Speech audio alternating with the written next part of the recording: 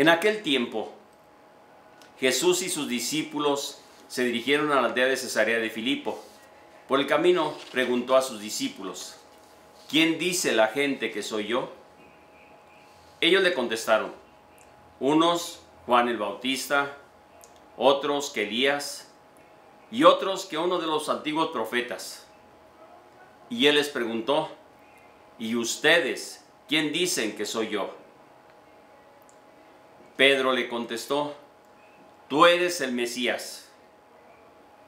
Él les prohibió terminantemente decírselo a nadie y empezó a instruirlos. El Hijo del Hombre tiene que padecer mucho, tiene que ser condenado por los ancianos, los sumos sacerdotes y los escribas. Tiene que ser ejecutado, pero va a resucitar al tercer día. Se los explicaba con toda claridad. Entonces Pedro se lo llevó aparte y se puso a increparlo. Jesús se volvió y de cara a los discípulos increpó a Pedro, diciéndole: quítate de mi vista, Satanás. Tú piensas como los hombres, no como Dios. Después llamó a la gente y a sus discípulos y les dijo: el que quiera venir conmigo, que se niegue a sí mismo, que cargue la cruz de cada día y me siga. Miren, el que quiera salvar su vida la perderá, pero el que pierda su vida por mí y por el Evangelio, la salvará. Palabra del Señor. Gloria a ti, Señor Jesús. Bien, pues iniciemos un poquito nuestro caminar en el contexto de nuestra reflexión para este domingo, el día de mañana, domingo 24 del tiempo ordinario. Ya veíamos en el Evangelio del domingo pasado cómo Jesús iba recorriendo Galilea haciendo el bien, o hablando de la buena nueva, haciendo curaciones. Recordemos un poquito este pasaje: curó a aquel sordomudo. Y en el de este domingo hemos escuchado el episodio de la cercanía de Cesarea de Filipo y cómo les preguntó Jesús a sus discípulos. Y Pedro se acerca y acerca de lo que decían la gente, que observaban todo eso acerca de él. Es decir, hablaban de quien suponían que era Jesús. Dice, unos dicen que eres esto, otros dicen que eres aquello, etc. Sin embargo, tenemos que decir cómo en algún momento, de manera muy especial, la respuesta de Pedro es una respuesta contundente. Sin embargo, en el Evangelio de Mateo viene con una aclaración: esto no te lo ha dicho ni la carne ni la sangre. Y las primeras generaciones cristianas conservaron el recuerdo de este episodio como un relato de importancia para ellos, para los seguidores de Jesús. Es decir, cómo esta pregunta que se fue para aquel momento, ahora es para nosotros, es para nuestro tiempo. Es una pregunta que pasa el tiempo y que no se termina solamente en aquel acontecimiento de la presencia de Pedro. Y por eso, ante esta pregunta, pues sabían que los discípulos de Jesús deberían de hacerse una y otra vez esta misma pregunta que un día Él les hizo: ¿quién soy yo para ustedes? Tanto esas primitivas comunidades como también las primeras destinatarias de los evangelios, como ahora somos también nosotros, hoy día nuestras comunidades cristianas también tienen que hacerse esa misma pregunta: ¿quién es Jesús para nosotros? Y esto a veces nos llena un poquito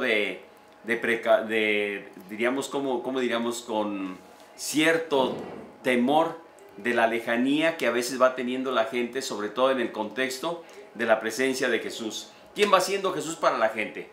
A veces solamente para fiestas, para una celebración de 15 años, para una primera comunión, pero no es ese sentido decir: yo necesito de Jesús para compartir con Él una vida, para hacer que mi fe se manifieste en hechos, en actos, como decía el apóstol Santiago. Y por eso yo creo que también tenemos que preguntarnos ahora nosotros en este sentido, como lo que ya comentaba ahorita. Las primeras, sobre todo las primeras comunidades, no son solo una encuesta de tipo sociológico, quién dice la gente, sino además para que tomemos conciencia de las posturas que debemos de tener respecto a lo que tenemos que darle testimonio, a que tenemos que dar testimonio de Jesús. Aquí es donde viene dos cosas. que podemos quedarnos totalmente alejados de Jesús totalmente, en el que sí, lo sacamos cuando necesitamos de Él, cuando necesitamos de una celebración, cuando necesitamos una vivencia en determinado momento y tiempo, pero después de allí desaparece Jesús, desaparece la iglesia, desaparecen los sacramentos, desaparece una vida cristiana y una vida de fe. Pero por otra parte también podemos caer en fanatismos, que a veces también estos son malos, ¿sí? ¿Por qué? Porque de alguna forma van haciendo que la gente se convierta en personas que no admiten que en algún momento están equivocados, que en algún momento no están viviendo una vida cristiana de acuerdo a lo que debe ser. Se cae en supercherías, a veces un poquito, voy a poner esta palabra, en el sentido de que ese fanatismo les lleva a creer en todo un sincretismo de montón de cosas, que las energías, que las piedras, que sí, todo tiene energía y todo, pero se cae ahora haciendo un sincretismo de todo eso, en el yoga, en espiritismos, en las barridas y trapeadas que les dan a la gente. Se junta todo un contexto que a veces dice uno, ¿y esto qué es? Una mezcolanza. Una mezcolanza de todo, pero que realmente no funciona, no es lo que Cristo quiere. ¿Quién soy yo para ti? Es la pregunta. Y en ese sentido, ante esta pregunta que Jesús les hace, ¿quién dicen ustedes que soy yo? No nos pregunta solo para que nos pronunciemos sobre su identidad de misterio, sino para que revisemos nuestra relación con Él. ¿Qué le podemos responder ahora nosotros desde nuestra persona y nuestras comunidades? Esa sería como la pregunta a través de la cual tendríamos que en algún momento manifestar. La respuesta de Pedro es clara. Tú eres el Mesías, el enviado del Padre. Y ciertamente es una respuesta clara y exacta. Dios ha amado tanto al mundo que nos ha regalado a Jesús. ¿Sabemos acoger, cuidar, disfrutar y celebrar este gran regalo de Dios?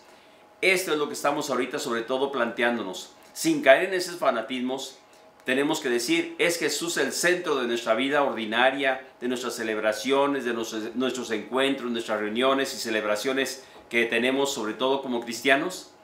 Yo creo que tenemos que planteárnoslo. Qué cuestionante es para el cristiano cuando en algún momento descubre que tenemos un gran valor de nuestra vida de fe.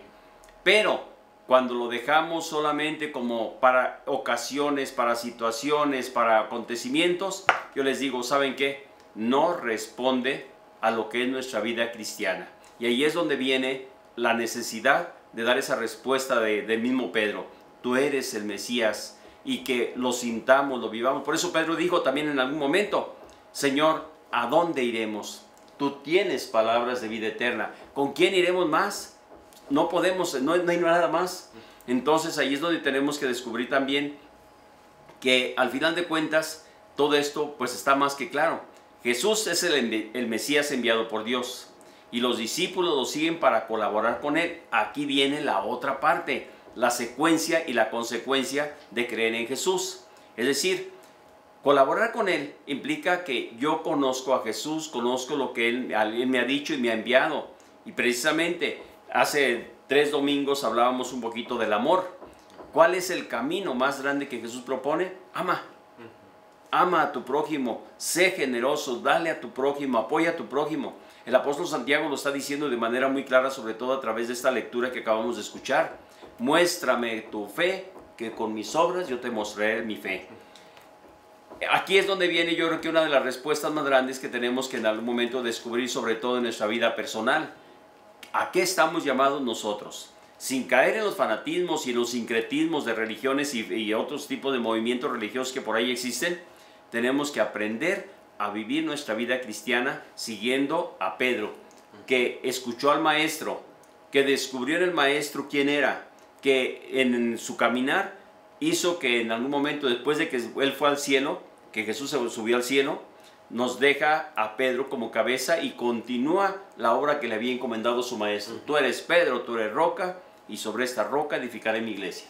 Porque la cuestión es, aquí quiero aclarar un poquito esto, porque en algún momento por ahí nos encontramos algunos grupitos religiosos que dicen lo siguiente, para que vean que Pedro era Satanás. Les digo, no, lo que quiso Jesús decir es que tu pensamiento no está de acuerdo ahorita a lo que en algún momento debe ser y que voy a seguir. Este es el camino que voy a seguir. Y por eso les dice, beberán ustedes del cáliz, le dice a Santiago y a Juan, beberán ustedes del cáliz que yo voy a beber. Sí podemos. Entonces dice, sacrificio, muerte, persecución, de todo va a haber. Y ciertamente también les dice que después la vida eterna y que ellos van a ser los que van en algún momento a guiar y conducir las 12 tribus de Israel, etcétera, etcétera. Sin embargo, tenemos que decir algunos otros elementos en los cuales pues también nos lleva a que descubramos el gran valor que tenemos sobre todo en nuestra vida personal y en nuestra vida cristiana. Quiere que todos escuchemos bien sus palabras. Las repetirá en diversas ocasiones. No han de olvidarlas jamás. Si alguno quiere venir detrás de mí, aquí viene la propuesta. Que renuncie a sí mismo. Egoísmos, mentiras, engaños, frustraciones, en algún momento olvidos, alejamientos de Dios, de todo. Creo que aquí podríamos en algún momento enumerar toda una cantidad de situaciones que en algún momento hace 2 domingos estábamos también nosotros repitiendo a través de lo que es el mismo Evangelio, en el cual Jesús decía, ¿de dónde surgen todas las maldades, sino de dentro del corazón? No lo que nos comemos, no es la carnita que te comes, porque algunos dicen que hasta la carne de puerco hace daño y que eso es pecado y que es la peor maldad. No, la peor maldad sale del corazón de la persona y se convierte en lo peor que puede dañar a otras personas.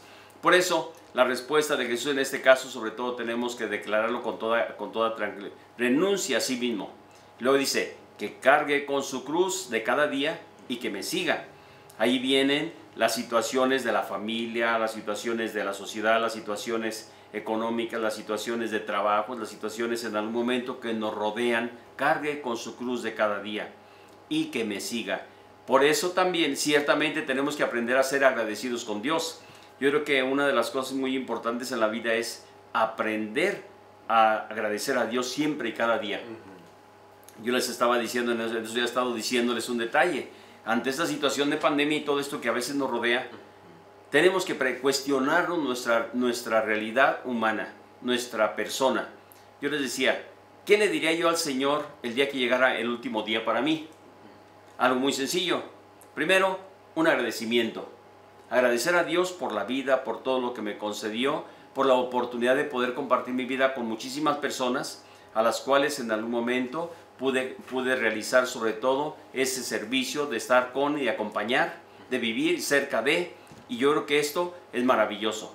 Segundo, ¿qué le diría al Señor también en este sentido? Sé misericordioso para con mis pecados y debilidades, que al final de cuentas estamos en sus manos y nadie es, como dice la misma Sagrada Escritura, nadie puede decir que es santo, sino que estamos enmarcados en la debilidad y llevamos la gracia de Dios en vasijas de barro, como dice el apóstol Pablo.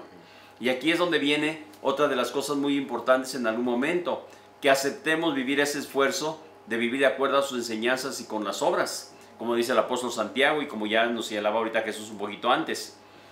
Es decir, seguir a Jesús no es obligatorio. Aquí es algo muy, muy claro que tenemos que dejar. Por ahí dicen algunos con condenas y todo, es que si tú no sigues a Jesús te vas a condenar. Y para tenerlos amarrados ahí en esa situación de temor, de miedo, No. Es una decisión libre de cada persona. Por eso Dios nos dio inteligencia, libertad y voluntad. ¿Para qué? Para que en algún momento podamos elegir de manera voluntaria el seguir al Señor. Y de nosotros va a depender también el que no lo hagamos. Y hemos de tomarle en serio sobre todo nuestra decisión de libertad. No bastan confesiones fáciles. Aquí tenemos que decir que en algún momento aparece esa respuesta de Pedro rapidísima. Señor, tú eres el Mesías. ¿Pero qué implica? Tú eres el Mesías. ¿Qué implica para nosotros? ¿Quién soy yo para ti? Y eso le tenemos que en algún momento responder. Es decir, seguir sus tareas con apasionante, sobre todo con apasionados en el mundo en el que vivimos, nuestra realización, nuestra plenitud. Yo les digo, amo lo que soy, amo mi vida, amo las personas, amo lo que hago, porque también en ese sentido tengo que ponerlo, amo lo que hago, amo lo que en algún momento se me presenta en la vida como esa oportunidad también para ser feliz y ayudar a los demás, poder compartir mi sacerdocio con aquellos que me rodean. Y esto lo amo, lo quiero y me gusta y me siento agradecido con Dios. porque yo simplemente en algún momento simplemente me planteé esa pregunta en el pasado y en mucho tiempo. Yo les decía, ¿por qué no el Señor eligió a fulano, a sutano, que eran mis compañeros y que tenían unas cualidades enormes, y sin embargo se fueron? Se fueron. Y yo les digo, no, el Señor sabía. Ciertamente, yo sí le he dicho siempre en otra de las cuestiones que le planteo, y lo digo con toda claridad. Yo siempre digo, al final de cuentas el Señor sabía lo que hacía, por eso de alguna manera me eligió, pero también le digo, es tu changarro, Señor. Es tu changarro, tú sabes por qué lo hiciste. Sí. Bien, o por otra parte también tenemos que decir que estar dispuestos sobre todo a dos cositas primero. Renunciar a proyectos o planes que se oponen al reino de Dios. Esa es la primera. Es decir, ser conscientes de que en algún momento el Señor nos llama ¿para qué? Para algo en beneficio de los demás. En el beneficio de ese proyecto que Dios ha puesto en la vida humana y de manera personal. Segundo, aceptar los sufrimientos que nos pueden llegar por seguir a Jesús. Esto también es parte de la vida, que más de alguna ocasión tenemos que aprender a decir, ¿cómo cuesta? Mejor no lo hubiera seguido. Así de sencillo. Por eso tengo que decir también, identificarnos con esa causa que Él nos propone. Yo creo que es algo fundamental para poder en algún momento pues expresar lo que tendríamos que hacer. Primero, renunciar a proyectos personales que se opongan al proyecto de Dios. Y segundo, aceptar que también a veces va a venir un poquito de dificultades en ese seguimiento de Él. Ya Jesús les decía a los apóstoles, Maestro, ¿y a nosotros qué nos va a tocar? ¿Y qué dice Jesús? Simplemente, ustedes van a ser los que van a guiar al pueblo de Israel, ustedes son los que van a gobernar las 12 tribus de Israel, ustedes van a tener un puesto junto a mí, etc. Pero también va a haber persecuciones, también va a haber esto, también va a haber aquello. Y tendrán también como premio, dice, casas, padres, madres, hermanos, hijos, dice, tendrán de todo. Por eso yo creo que tenemos que en algún momento, sobre todo, pues ser conscientes de esto. No es fácil intentar responder con sinceridad a la pregunta de Jesús. En realidad, ¿quién es Jesús para nosotros? Su persona nos ha llegado a través de 20 siglos, en imágenes, en fórmulas, en devociones, en oraciones, en experiencias, en interpretaciones culturales. Esto lo conocemos y sabemos cómo de alguna forma a veces vivimos esas experiencias de una manera diferente y a veces quisiéramos que todos vivieran eso mismo. Y decimos, no, es que es una gama enorme de formas como se ha venido sobre todo transmitiendo la persona de Jesús y que poco a poco a través de esos elementos se van develando y se van desvelando las dos cosas, desvelando y develando el misterio también a la vez de esa riqueza que es mismo Cristo. Lo podemos encontrar que el Señor del perdón, el Señor de la misericordia, el Señor del hospital, el Señor de la salud, etcétera, etcétera. Tenemos toda una gama de elementos, el Señor de la encina, cosas por el estilo. ¿Sí? O sea, imágenes que de una u otra manera nos van dando pie, ¿para qué? Para reflexionar un poquito en el contexto de ese gran misterio de Cristo, el Dios hecho hombre. Y aquí es donde viene, pues también otro de los elementos que tenemos que darnos cuenta, sobre todo que en ese sentido entran las aspiraciones personales, los intereses también y a veces las limitaciones. Y casi sin darnos cuenta, lo empequeñecemos, desfiguramos esa persona de Jesús. Incluso cuando tratamos de exaltarlo, ¿qué acontece? Que a veces lo hacemos más chiquito, lo hacemos menos de lo que realmente es. Y pues tenemos que ser muy conscientes sobre todo de esa gran responsabilidad que en algún momento, pues para nosotros es importante. Solo seremos testigos creíbles, aquí viene de nueva cuenta la repetición, si nuestra pasión convence. Si nuestro amor convence, si lo que realizamos convence, si lo que en algún momento vivimos convence, si nuestra fe, nuestro amor fascina a los demás, si nuestra justicia se arraiga en el servicio a aquellos que nos rodean y que en algún momento esto contagia a otras personas a vivir la vida cristiana, yo creo que desde ahí tendríamos que mirar qué tanto realmente hemos entendido la presencia y el amor del Señor en medio de nuestra humanidad, hoy que padece, que sufre, en medio de nuestra humanidad, que vive los acontecimientos de la naturaleza, hoy en medio de nuestra humanidad, que en algún momento se manifiesta en los peregrinos, en los pobres, en los emigrantes, en todos aquellos que de alguna forma necesitan de la ayuda de los demás. Es aquí donde viene aquello que en algún momento no se acepta, una enseñanza que lleve una norma, que lleve un camino, sino se quiere ser libre para decir, es que esto es Jesús, esto no es, y quererlo hacer de nuestra manera, como decíamos. Y ahí es donde surgen todos esos pensamientos, a veces un poquito ajenos a la misma iglesia, que de alguna forma, pues no es lo más indicado. Cristo dejó en el apóstol Pedro y en los apóstoles al principio aquel mensaje tan claro y tan firme. Vayan, bautícelos y enséñenles a cumplir todo cuanto yo les enseñé. No dice que todos los que están aquí lo hagan, no, dice a los apóstoles, les está dando una autoridad, les doy llaves, cierren o abran, y lo que hagan, eso yo también lo haré y lo respetaré. Es decir, yo estoy con ustedes en pocas palabras. Pues yo creo que tenemos con esto un poquito ya las preguntas que deberíamos hacernos. Si realmente buscamos hacer componendas que sea un Jesús a nuestro gusto, a nuestra manera, o hacemos también que en algún momento Jesús se convierta en un servidor nuestro, como a veces que lo presenta ahora Pedro, que le dijo precisamente en ese sentido, que no podría suceder eso con él. Yo me fijaría un poquito desde el inicio, cómo en algún momento la presencia de Jesús en el apóstol Santiago es: actúen, hagan obras, conviértanse en personas que realmente en algún momento pues sea una oportunidad para hacer el bien, y juntamente con aquellos que los rodean pues participen de manera plena, sobre todo en ese sentido.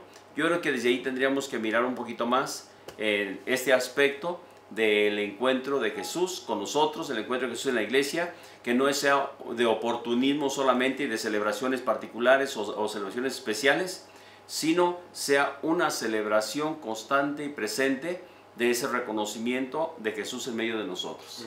El Señor esté con ustedes, y con su espíritu. Y que la bendición de Dios Todopoderoso, Padre, Hijo y Espíritu Santo, descienda sobre ustedes y les acompañe siempre. Si alguno quiere seguirme, que se niegue a sí mismo, que cargue con su cruz de cada día. Quien quiera salvar su vida, la perderá, y el que la pierda por mí, ese la hallará.